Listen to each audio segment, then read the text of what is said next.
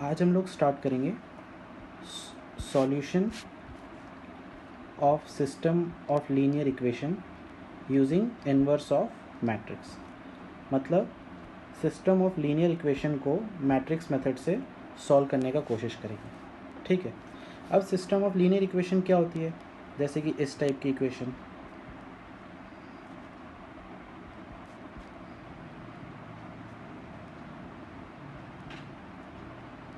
अब आप देख सकते हो ये क्या लीनियर इक्वेशन है और दो इक्वेशन दी हुई है। ठीक है, तो इसको सॉल्व करना तो वैसे भी आप जानते हो, 10th क्लास में आपने सीखा होगा कि इन टाइप की इक्वेशन को कैसे सॉल्व करते हैं, है ना।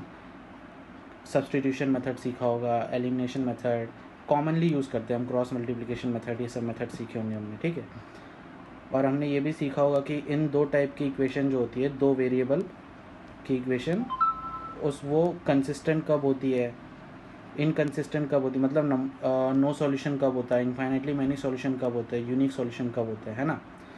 तो इन्हीं इक्वेशंस को अब हम एक नए मेथड से सीखेंगे, मैट्रिक्स मेथड से। ठीक है, मैट्रिक्स मेथड से सॉल्व करना सीखेंगे। ठीक है, बेसिकली जो मैट्रिक्स मेथड है वो हायर ऑर्डर वेरिएबल के लिए काम आता है, मतलब जब लार्ज नंबर ऑफ वेरिएबल होते हैं। जैसे कि यहाँ पे नंबर ऑफ वेरिएबल कितने हैं? 2, एक्स और वाई। तो सपोज अगर हमारे पास 3 वेरिएबल होंगे तो सॉल्व करने के लिए हमें 3 इक्वेशन चाहिए होगी, है ना। एक मैं z भी ला देता हूँ। तो सपोज मान लो कि इस टाइप की इक्वेशन होगी हमारी कुछ,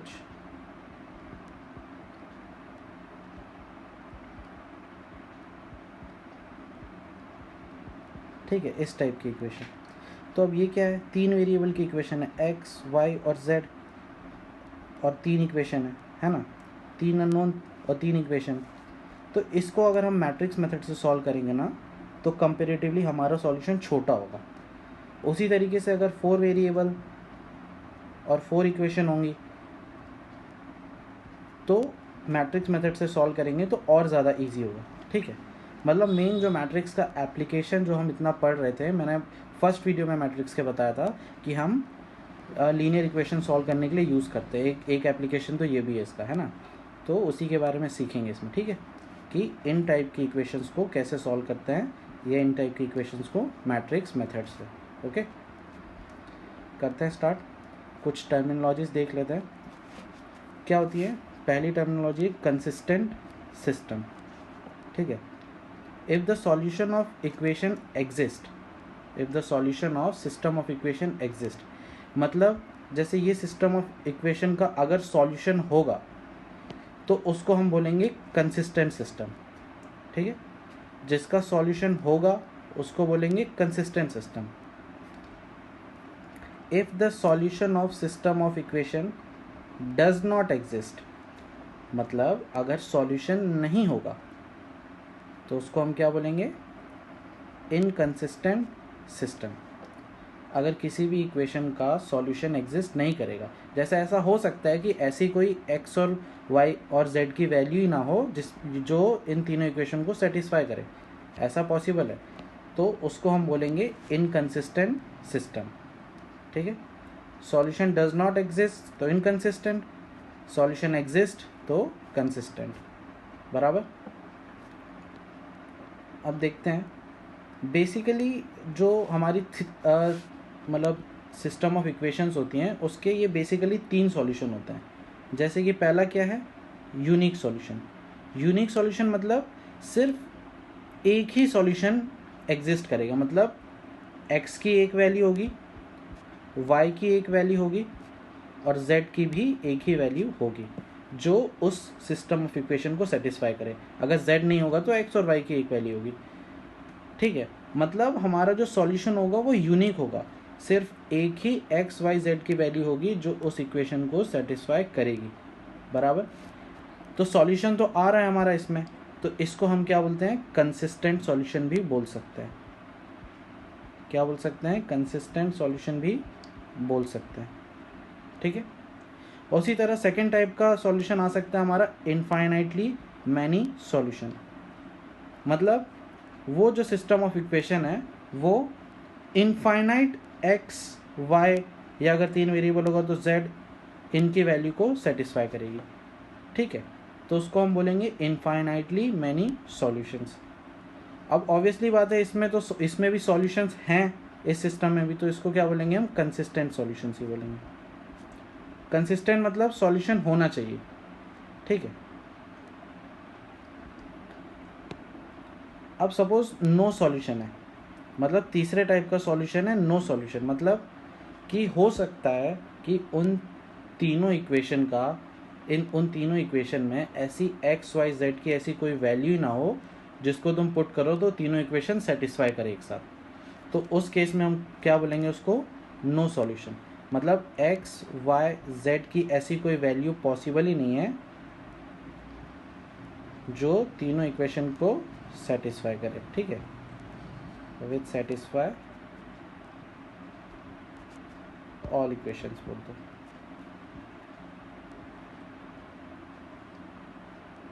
ठीक है। तो उसको हम बोलते हैं नो सॉल्यूशन, ठीक है। तो अभी हम आगे देखेंगे कि कब कब सिस्टम ऑफ इक्वेशंस हमारा यूनिक सॉल्यूशन देगी, कब कब सिस्टम ऑफ इक्वेशन हमारा इनफाइनाइटली मैनी सॉल्यूशन देगी, और कब कब सिस्टम ऑफ इक्वेशन हमारा नो सॉल्यूशन देगी। ये चीज़ आप 10th में भी देख चुके हो, ऐसा A1/B1 10th में हम इस तरीके से देखते थे, है ना, A2/B2 not equal to C1, suppose इस टाइप का कुछ होता था, याद आ रहा होगा आपको। तो हम यही चीज़ मैट्रिक्स में भी देखेंगे, ठीक है, कि यूनिक सॉल्यूशन कब देती है, इनफाइनाइटली मैनी सॉल्यूशन कब देती है, और नो सॉल्यूशन कब देती है। बस मैट्रिक्स मेथड एक नया मेथड पढ़ना है, बराबर। तो सबसे पहले देखते हैं कि इसको सॉल्व कैसे करते हैं। How to solve for system of linear equations, ठीक है। सपोज हमें ये सिस्टम ऑफ लीनियर इक्वेशन दी हुई है, ठीक है, मैं 3 इक्वेशन 3 अननोन से बता रहा हूँ, ठीक है। हमें ये सिस्टम ऑफ इक्वेशन दी हुई है, इसमें क्या है, वेरिएबल कितने हैं, ये 3 वेरिएबल है, ये 3 वेरिएबल है ना, ठीक है। तो ये जो ए मैट्रिक्स है, ये किसकी मैट्रिक्स बनाई है मैंने, ए मैट्रिक्स को बोलते हैं कोएफिशिएंट मैट्रिक्स, ठीक है, कोएफिशिएंट मैट्रिक्स। अब कोएफिशिएंट मैट्रिक्स क्या है, आप देख सकते हो, जो कोएफिशिएंट है यहाँ पे, जैसे A1 A1, B1 B1, C1 C1, A2 B2, C2, A3 B3 और C3, ये तो आपके क्या हो गए कोएफिशिएंट, ये सारे कोएफिशिएंट ही है ना, A1 A2 A3 B1 B2 B3 और C1 C2 C3। तो आपने उन कोएफिशिएंट का एक मैट्रिक्स बना दिया, सेम ऑर्डर में, जो ऑर्डर में यहाँ पे थे वही ऑर्डर में आपने यहाँ पे लगा दिए, तो उसका नाम दे दिया हमने ए। तो ए क्या हो गई हमारी, कोएफिशिएंट मैट्रिक्स, ऐसा बोलते हैं उसको, ठीक है। फिर आप देखो यहाँ पे एक मैंने मैट्रिक्स लिखी कैपिटल एक्स, वो क्या है मेरी, एक्स वाई जेड, तो इसको हम बोलते हैं वेरिएबल मैट्रिक्स, इसको क्या बोलते हैं, वेरिएबल मैट्रिक्स, ठीक है। और बची है हमारी बी मैट्रिक्स। बी मैट्रिक्स क्या है, D1 D2 D3, क्या है, D1 D2 D3 बराबर। जो इक्वल टू के बाद आपने कांस्टेंट लिखे हुए हैं, जो कांस्टेंट है वो मैंने बी मैट्रिक्स में लिख दिए, तो आप बी मैट्रिक्स को क्या बोल सकते हो, कांस्टेंट मैट्रिक्स भी बोल सकते हो, ठीक है। कांस्टेंट मतलब इसमें कोई वेरिएबल नहीं है ना, वेरिएबल किस टर्म में है, इसमें है, इसमें है, इसमें है, इस टर्म में कोई वेरिएबल नहीं है। तो जो कांस्टेंट टर्म्स वाली मैट्रिक्स है, कांस्टेंट टर्म को एक मैट्रिक्स में लिखा हुआ है, इसको हम क्या बोलेंगे, कांस्टेंट मैट्रिक्स। समझ में आया। ए मैट्रिक्स क्या होती है, कोएफिशिएंट मैट्रिक्स, जिसमें हम सिर्फ कोएफिशिएंट्स लिखते हैं। एक्स मैट्रिक्स क्या होती है, वेरिएबल मैट्रिक्स, जिसमें हम वेरिएबल लिखते हैं। और बी मैट्रिक्स क्या होती है हमारी, कांस्टेंट मैट्रिक्स होती है, बराबर। अब देखो, अब हम क्या करते हैं, the system of equation in matrix form can be written as AX equal to B। मतलब अगर आपको ये जो इस फॉर्म में इक्वेशन लिखी थी, उसको अगर आपको मैट्रिक्स फॉर्म में लिखना है तो आप कैसे लिखोगे, AX इक्वल टू B करके लिखोगे। देखो जैसे मैंने ये लिखा, ये है A, ये है X और ये है B, है ना। अगर हम इसको सपोज मल्टीप्लाई भी करते हैं, ठीक है, तो मल्टीप्लाई करेंगे तो ये इंटू ये, फर्स्ट रो फर्स्ट कॉलम, तो क्या आएगा मल्टीप्लाई करके देखो, a1x plus b1y plus c1z, यही आएगा। फिर first row sorry second row first column, तो आएगा a2x plus b2y plus c2z। फिर थर्ड रो फर्स्ट कॉलम, तो उससे क्या आएगा a3x b3y और c3z इक्वल टू ये हमारी ये जो मैट्रिक्स है, ये तो ऐसे कैसे लिख देते हैं d1 d2 d3, है ना। तो मैट्रिक्स में तो हमें पता है, मैट्रिक्स में कंपेयर कैसे करते हैं, ये इक्वल टू ये हो जाएगा, फर्स्ट एलिमेंट इसका, इसका फर्स्ट एलिमेंट, इसका सेकंड और इसका थर्ड बराबर होगा ना। तो हमारी क्या आ जाएगी, यही वाली इक्वेशन आ जाएगी ना। मतलब जो ये इक्वेशन है, ये वाली, ये जो तीनों इक्वेशन लिखी हैं, इसको मैट्रिक्स फॉर्म में कैसे लिखते हैं, ऐसे लिखते हैं ax इक्वल टू बी। देखो वैसे वही आ रहा है मैट्रिक्स फॉर्म में लिखने में भी। तो समझ में आया कि मैट्रिक्स फॉर्म में इक्वेशन को कैसे लिखेंगे, ax equal to B. x जिसमें क्या है वेरिएबल मैट्रिक्स है, a जिसमें क्या है कोफिशिएंट मैट्रिक्स है, और b जिसमें क्या है कांस्टेंट मैट्रिक्स है। ठीक है, तो अब हमने लिख दिया ax इक्वल टू बी ऐसा मैट्रिक्स फॉर्म में, है ना। अब हम इसको मैट्रिक्स फॉर्म में ही सॉल्व करने का कोशिश करते हैं। ठीक है, तो हमें निकालना क्या है, x का वैल्यू निकालना है ना। मतलब x को यहीं पे रहने देंगे और बाकी सबको उधर भेज देंगे, तो x का वैल्यू आ जाएगा हमारा, एक बेसिक जो हमारा लॉजिक है या अप्रोच है, हम कैसे स्टार्ट करेंगे। ठीक है, तो मुझे ये a को हटाना पड़ेगा। अब a को हटाने के लिए मैट्रिक्स में क्या करेंगे, हम ऐसा करते हैं, multiply a inverse on both sides. ठीक है, क्या करते हैं, a इनवर्स से दोनों साइड मल्टीप्लाई करते हैं। देखो अगर a इनवर्स से यहाँ लेफ्ट में मल्टीप्लाई कर रहे हैं तो इक्वल टू के RHS में भी हम क्या करेंगे, लेफ्ट में ही मल्टीप्लाई करेंगे। मैंने बताया था यहाँ पे लेफ्ट तो यहाँ पे भी लेफ्ट, जब हम सॉल्व कर रहे थे a इनवर्स, है ना। तो उससे क्या हो जाएगा, a इनवर्स से मल्टीप्लाई करने का फ़ायदा क्या होगा कि ये a इनवर्स इंटू a क्या बन जाएगा, हमारा I बन जाएगा, आइडेंटिटी मैट्रिक्स यही होता है ना। a इंटू ए इनवर्स क्या होता है, I होता है, इक्वल टू बचेगा हमारा a इनवर्स इंटू बी। ठीक है, तो x जो होगा हमारा, देखो I से किसी को भी मल्टीप्लाई करो तो वही रहता है, मैंने ये भी बताया हुआ था। ठीक है, जैसे 1 से हम किसी भी नंबर को मल्टीप्लाई करते हैं तो वही नंबर आता है, वैसे ही मैट्रिक्स में I से किसी भी मैट्रिक्स को मल्टीप्लाई करते हैं तो वही मैट्रिक्स आती है। तो IX की जगह हम डायरेक्ट x लिख देंगे, तो x हो जाएगा हमारा a इनवर्स इंटू बी। ठीक है, समझ में आया। तो अप्रोच हमारा यही रहेगा, हम क्या करेंगे, मैट्रिक्स फॉर्म में इक्वेशन को लिखेंगे और दोनों साइड a इनवर्स मल्टीप्लाई करेंगे और फाइनली हमारा जो सॉल्यूशन आ जाएगा वो हो जाएगा x equal to a inverse into B हो जाएगा। ठीक है, क्वेश्चन से करके बताता हूँ, इजीली समझ में आ जाएगा कि क्या करना है। ठीक है, देखो सपोज हमें एक ये क्वेश्चन दिया हुआ है, तो हम क्या करेंगे, सबसे पहले इसको मैट्रिक्स फॉर्म में लिखेंगे, है ना। अब मैट्रिक्स फॉर्म में लिखने के लिए मैट्रिक्स फॉर्म में कैसे लिखते हैं, ax इक्वल टू बी, ऐसे यही होता है मैट्रिक्स फॉर्म, जिसमें a क्या होता है हमारा कोएफिशिएंट मैट्रिक्स, कोएफिशिएंट मतलब 2 5 3 और 2, ये हो गया a। x क्या होता है हमारा वेरिएबल मैट्रिक्स, तो हो जाएगा x और y। b क्या हमारा होता है कांस्टेंट मैट्रिक्स, कांस्टेंट जो भी लिखा हुआ 1 7 बराबर। तो ये तो हमें a का वैल्यू पता चल गया, x का पता चल गया, b का पता चल गया। ठीक है, तो हम ax इक्वल टू बी ऐसा लिख सकते हैं। ठीक है, अब x निकालने के लिए क्या करते हैं, a इनवर्स से मल्टीप्लाई करते हैं दोनों साइड, यही करते हैं ना। तो ये ए इन्वर्स इंटू ए तो क्या हो जाता है, आई हो जाता है, और यहाँ क्या बचता है, ए इन्वर्स इंटू बी बराबर। तो आई एक्स को एक्स ही लिख सकते हैं, ए इन्वर्स इंटू बी बराबर। तो अब हमें x तो पता है, b तो पता है, हमें क्या निकालना पड़ेगा, a इन्वर्स निकालना पड़ेगा। अगर a इन्वर्स निकाल देंगे तो हम a इन्वर्स की जगह पे रख देंगे और b से मल्टीप्लाई कर देंगे तो x का वैल्यू मिल जाएगा।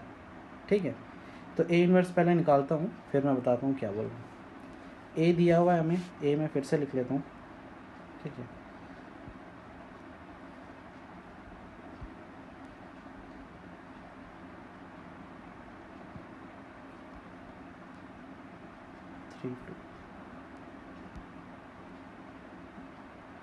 ए लिख ही लेता हूँ। ठीक है, पूरा नहीं हो रहा है साथ में। 2532 ये ए दिया हुआ है। ठीक है, तो इन्वर्स कैसे निकालते हैं, मैंने बताया सबसे पहले M11 निकालेंगे। M11 मतलब ये 2, फिर हम निकालेंगे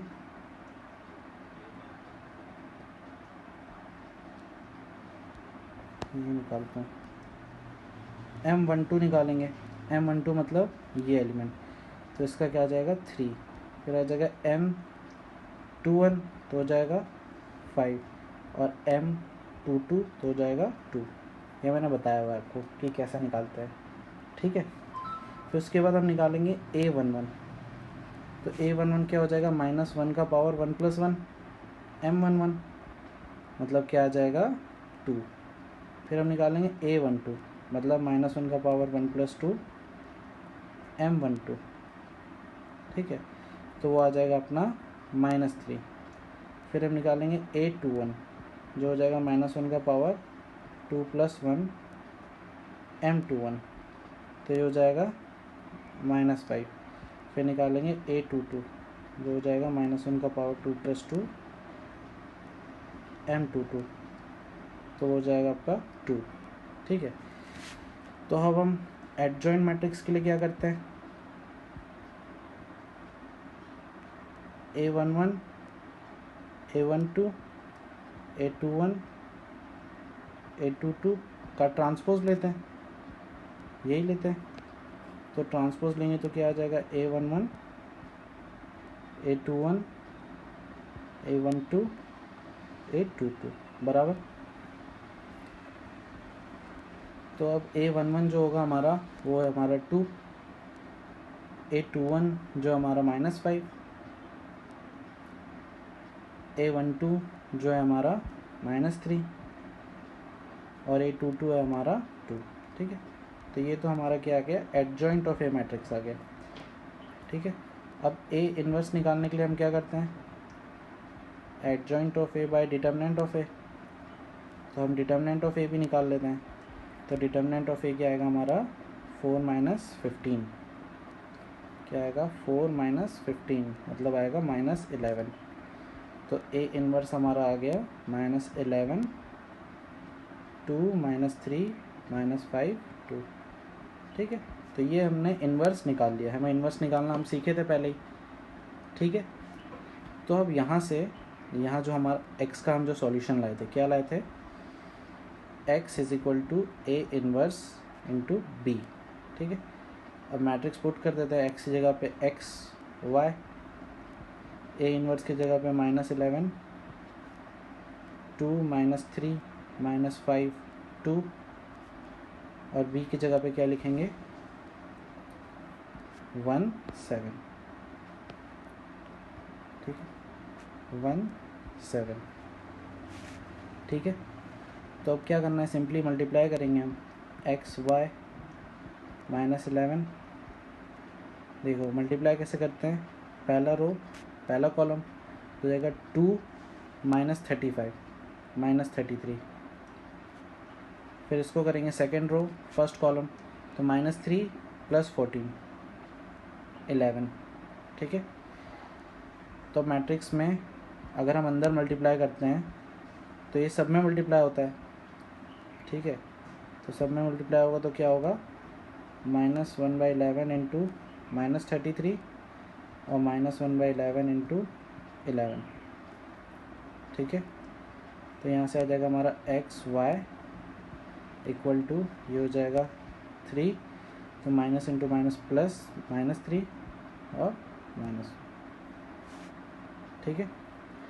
तो x का वैल्यू हमारा क्या आ गया यहाँ से 3, और y का वैल्यू क्या आ गया हमारा -1।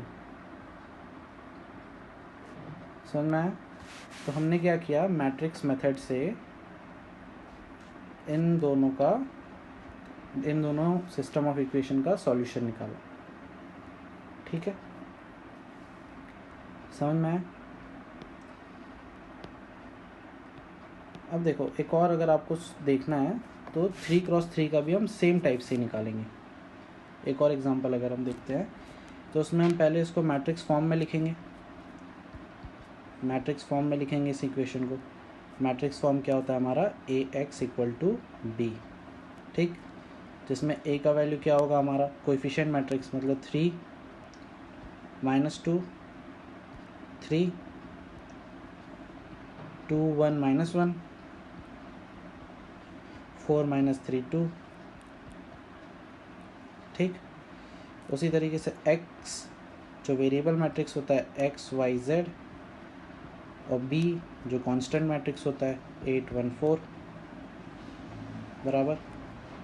तो ये हमारा a x और b मैट्रिक्स तो आ गया, तो हम ऐसे लिख सकते हैं, ठीक है। अब सॉल्यूशन कैसे निकालते हैं इसका, सेम ही अप्रोच है, a इनवर्स से दोनों साइड मल्टीप्लाई करते हैं, ठीक। देखो लेफ्ट साइड किया है तो यहाँ भी लेफ्ट साइड, ध्यान रखना राइट साइड मत कर देना, ठीक है। अब a इनवर्स इंटू a क्या होता है हमारा i, तो x हो जाएगा हमारा a इनवर्स इंटू बी, ठीक है। आई एक्स को x लिख सकते हैं, i से मल्टीप्लाई करने पे कोई फ़र्क नहीं पड़ता मैट्रिक्स को। तो ये हमारा हो गया x is equal to a inverse into B, ठीक है। मतलब अगर हमें a इनवर्स पता चल जाएगा तो हम x इजीली निकाल सकते हैं। x तो पता है, b भी पता है, जैसे हमने पिछले क्वेश्चन में किया था, ठीक है। तो अगर ये a है हमारा, तो हमें इसका इन्वर्स निकालना आता है ना। जैसे वही पहले माइनर निकालेंगे, फिर एडजॉइंट निकालेंगे, फिर कोफैक्टर निकालेंगे, बराबर। और फिर a inverse is equal to adjoint of a by determinant of a कर देंगे हम, है ना, जैसे हमने पिछले क्वेश्चन में किया था। तो मैं इसको डायरेक्टली a इनवर्स लिख देता हूँ, ठीक है। क्या आएगा अपना a इनवर्स, अपना a इनवर्स ऐसे आ रहा है, -1 -8 -10। ये हमने निकालना सीखा हुआ है, पिछले 2 वीडियो में हमने इसको सीखा था। मैंने ये भी आपको बताया था कि पिछले वीडियो में अगर आपको इन्वर्स निकालना नहीं आता है तो ये करने का कोई मतलब नहीं रहेगा, ठीक है। तो ये इन्वर्स मैट्रिक्स तो हमारा आ गया, बराबर। तो अगर हम लिखेंगे अब x is equal to a inverse into B, तो क्या आएगा, x तो है हमारा x y z, a inverse है हमारा -1 -5 -1 -8 -6 9 -10 1 7, ठीक है। और बी मैट्रिक्स है हमारा 8 1 4, ठीक है। तो अगर हम करेंगे x y z -1/17,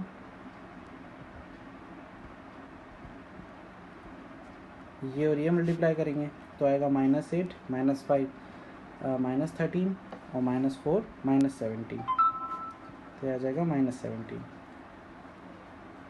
फिर करेंगे इसको ये वाला करेंगे सेकेंड रो फर्स्ट कॉलम, तो -64 -6 -70 प्लस 36 हो जाएगा हमारा -34।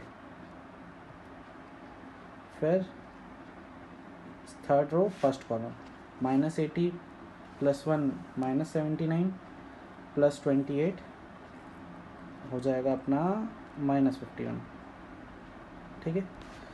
तो अगर हम यहाँ से बढ़ेंगे x y z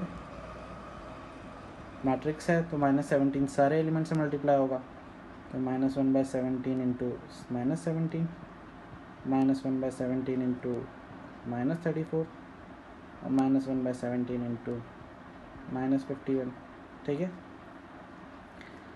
तो x y z ये कट होगा तो हो जाएगा 1, ये कट होगा तो हो जाएगा 2, और ये कट हो जाएगा तो हो जाएगा 3, ठीक है। तो आपका आंसर क्या आ रहा है, x = 1, y = 2, z = 3, ठीक है। देखो अगर इसका आपको आंसर चेक करना है तो आप क्या कर सकते हो, ये वैल्यूज़ इस इक्वेशन में पुट, कोई भी एक इक्वेशन में पुट करके देख सकते हो, सेटिस्फाई तो करनी चाहिए। तो अगर हम यहाँ सपोज पुट करके देखते हैं ये इक्वेशन में, तो 3 × 1 - 2 × 2 + 3 × 3, तो क्या आ रहा है 3 - 1 3 - 4 - 1 + 9 8, तो 8 = 8 आ रहा है। देखो LHS RHS बराबर हो रहा है, मतलब ये जो वैल्यूज़ है हमारी सेटिस्फाई कर रही है, x = 1, y = 2 और z = 3। तो आप ऐसे ही चेक कर सकते हो आपका आंसर, ठीक है। ये जो क्वेश्चन है ये बहुत इंपॉर्टेंट क्वेश्चन है, एक्चुअली में यही क्वेश्चन आता है क्योंकि इसी क्वेश्चन में आपसे वो इन्वर्स भी निकलवा रहा है और इक्वेशन भी सॉल्व करवा रहा है, ठीक है। तो ये एक बहुत इंपॉर्टेंट क्वेश्चन है जो 6 मार्क्स के लिए ही जनरली आता है बोर्ड्स में, ठीक है। इसमें सिर्फ कैलकुलेशन मिस्टेक होने की पॉसिबिलिटी होती है, क्योंकि आप देख सकते हो A इन्वर्स निकालना है आपको, फिर मल्टीप्लाई करना है A इन्वर्स × B, तो कैलकुलेशन मिस्टेक के बहुत ज़्यादा चांसेस होते हैं, ठीक है। इसीलिए चेक करने के लिए आप क्या कर सकते हो, आंसर चेक करने के लिए ये वैल्यूज़ इक्वेशन में, कोई भी एक इक्वेशन में, इनमें से कोई भी एक इक्वेशन में पुट करके देख सकते हो, ठीक है। तो समझ में आया सॉल्व कैसे करते हैं, मैट्रिक्स मेथड से सिस्टम ऑफ लीनियर इक्वेशन, ठीक है। अब मैं आपको ये बता देता हूँ कि यूनिक सॉल्यूशन ये कब कब देती हैं और इनफाइनाइटली मैनी सॉल्यूशन या नो सॉल्यूशन कब कब देती है, ठीक है, जो हमारा रह गया है, ठीक है।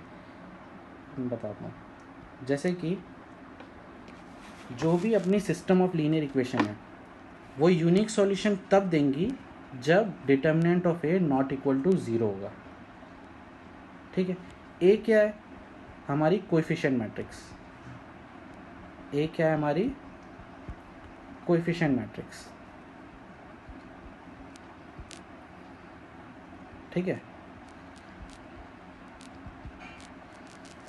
तो अगर कोएफिशिएंट मैट्रिक्स का डिटर्मिनेंट नॉट इक्वल टू 0 होगा तो जो सिस्टम ऑफ इक्वेशन है हमें क्या देंगी, यूनिक सॉल्यूशन देंगी। समझ में आ रहा है, जैसे क्यों देंगी ऐसा वो मैं बताता हूँ। क्योंकि देखो, क्योंकि हमारा जो सिस्टम ऑफ लीनियर इक्वेशन है, हम Ax = B से स्टार्ट करते हैं और finally x = A inverse into B, ऐसा एक्सप्रेशन आता है हमारा, बराबर।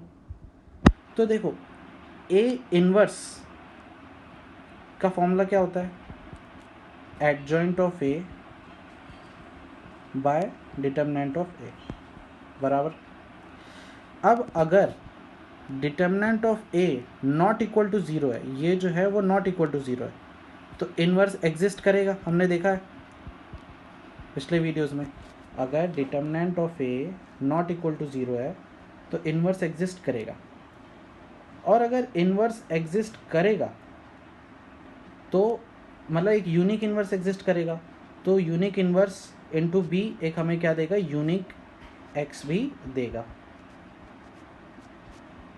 सिंपल है, मतलब अगर determinant of A not equal to 0 है तो A इन्वर्स एग्जिस्ट करेगा, जो कि एक यूनिक होता है, और A इन्वर्स इंटू B करेंगे हम तो हमें x का भी एक यूनिक वैल्यू मिलेगा। तो अगर determinant of A not equal to 0 है तो आपको क्या मिलेगा, यूनिक सॉल्यूशन ही मिलेगा, बराबर। मतलब सबसे पहले अगर आपको इक्वेशन दिया हुआ है ना तो आप क्या करोगे, डिटर्मिनेंट ऑफ A निकालोगे। अगर determinant of A not equal to 0 है तो आपको पता चलेगा कि यूनिक सॉल्यूशन है, तो अभी आप आगे सॉल्व करोगे, ठीक है। अगर डिटर्मिनेंट ऑफ A आपका इक्वल टू 0 हो जाए तो वो आपको क्या देता है, इनफाइनाइटली मैनी सॉल्यूशंस या फिर नो सॉल्यूशन। क्या देता है आपको, इनफाइनाइटली मैनी सॉल्यूशन या फिर नो सॉल्यूशन। समझ में आ रहा है। देखो अब वो कौन से केस में देता है देख लेते हैं। जैसे कि x = A इन्वर्स B, ये हमारा सॉल्यूशन था, तो ए इनवर्स की जगह पे मैं लिखता हूँ adjoint of A by determinant of A into B बराबर। अब अगर आप चाहो तो ये डिटर्मिनेंट ऑफ ए को यहाँ अगर मल्टीप्लाई करना चाहते हो तो ये हो जाएगा आपका adjoint of A into B, ठीक है, ऐसा एक्सप्रेशन बन जाएगा। तो अब देखो इसमें दो केस होते हैं, ठीक है। अगर एडजॉइंट ऑफ ए मतलब अगर determinant of A not equal to zero है तो हमें पता है कि इनफाइनाइटली मैनी सॉल्यूशन होगा या नो सॉल्यूशन होगा। और लेकिन अब इन दोनों में से कौन सा होगा वो पता लगाने के लिए हमको एडजॉइंट ऑफ ए का भी वैल्यू चेक करना पड़ता है, ठीक है। अगर adjoint of A equal to zero है, अगर आपका adjoint of A equal not equal to zero मान लेते हैं, तो एडजॉइंट ऑफ ए तो आपका नॉट इक्वल टू ज़ीरो है और बी भी आपका नॉट इक्वल टू ज़ीरो है, ठीक है। लेकिन आपका determinant of A equal to zero है, मतलब आपका एल एच एस जो है वो क्या है, ज़ीरो है, और आर एच एस जो है आपका वो क्या है, नॉट इक्वल टू ज़ीरो है। तो एक्स का कोई वैल्यू आएगा क्या? नहीं आएगा। इसका मतलब अगर आपका ये तो कंडीशन अपना साथ में है ही, मतलब क्या है कि अगर adjoint of A not equal to zero होगा और determinant of A equal to zero होगा तो इस केस में आपका आएगा नो सॉल्यूशन, ठीक है, क्योंकि एल एच एस तो आपका ज़ीरो हो जा रहा है और आर एच एस तो आपका नॉट इक्वल टू ज़ीरो हो रहा है। तो एक्स आप कुछ भी रखो, ये नॉट इक्वल टू ज़ीरो तो नहीं हो सकता ना। आर एच एस आपका नॉट इक्वल टू ज़ीरो है और एल एच एस आपका, क्योंकि डिटर्मिनेंट ऑफ ए ज़ीरो है तो एक्स कुछ भी रहेगा, नेट वैल्यू तो ज़ीरो ही होगा, तो ये कभी भी बराबर नहीं हो सकता। इसीलिए इस केस में क्या आएगा, आपका नो सॉल्यूशन आएगा, ओके। और सिमिलरली अगर आपका adjoint of A equal to zero है, और ये कंडीशन तो हमारी है ही हमेशा कि determinant of A equal to zero है, तो इस केस में वी कैन नॉट डिटरमाइन,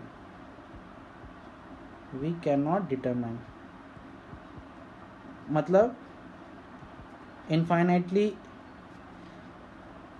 इसमें क्या हो सकता है, इनफाइनाइटली मैनी सॉल्यूशन भी हो सकता है और नो सॉल्यूशन। हम इनमें से डिटरमाइन नहीं कर सकते, कुछ भी हो सकता है। इनफाइनाइटली मैनी सॉल्यूशन भी हो सकता है और नो सॉल्यूशन भी हो सकता है, ठीक है। अगर एडजॉइंट ऑफ ए भी ज़ीरो हो जाए डिटर्मिनेंट ऑफ ए के साथ, समझ में आया, तो इसमें से हम इन दोनों में से कुछ भी हो सकता है। लेकिन अगर adjoint of A not equal to zero है, अगर adjoint of A not equal to zero है और डिटर्मिनेंट ऑफ ए भी नॉट इक्वल टू ज़ीरो है तो हमारा क्या रहेगा, नो सॉल्यूशन रहेगा, बराबर। तो देखो अब हम क्या समझे, सबसे पहले हमें क्वेश्चन दिया रहेगा, मैं समराइज़ कर देता हूँ। तो हम सबसे पहला काम क्या करेंगे, डिटर्मिनेंट ऑफ ए निकालेंगे।